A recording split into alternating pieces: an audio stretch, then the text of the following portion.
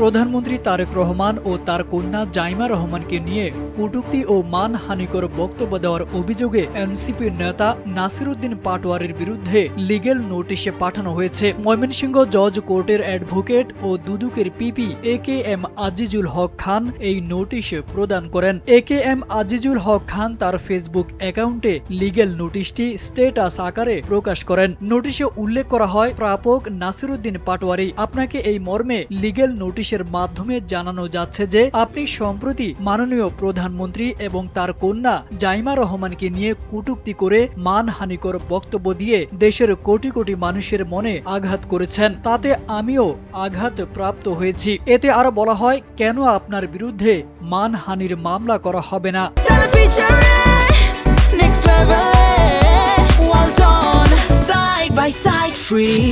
আগামী 15 দিনের মধ্যে তার ব্যাখ্যা সহ জবাব লিখিতভাবে দেওয়ার অনুরোধ করছি, অন্যথায় আপনার বিরুদ্ধে আদালতে আইনের আশ্রয় নেওয়া হবে। তবে আজিজুল হকের স্ট্যাটাসের মন্তব্যের ঘরে একজন লিখেছেন, নাসিরউদ্দিন পাটোয়ারির উপর ডিম নিক্ষেপ করা হলো, তার বিচার চাইলেন না কেন? শুক্রবার ঝিনাইদহ শহরের পুরাতন ডিসি কোর্ট এলাকায় হামলার শিকার হন নাসিরউদ্দিন পাটোয়ারি। সেখানে নামাজ শেষ করে মসজিদ থেকে বের হচ্ছিলেন তিনি। এ সময় পেছন থেকে কিছু যুবক ডিম নিক্ষেপ করে এবং হামলা চালায়। এতে এনসিপির কয়েকজন স্থানীয় নেতা কর্মী সহ আহত হয়েছেন অনেকেই।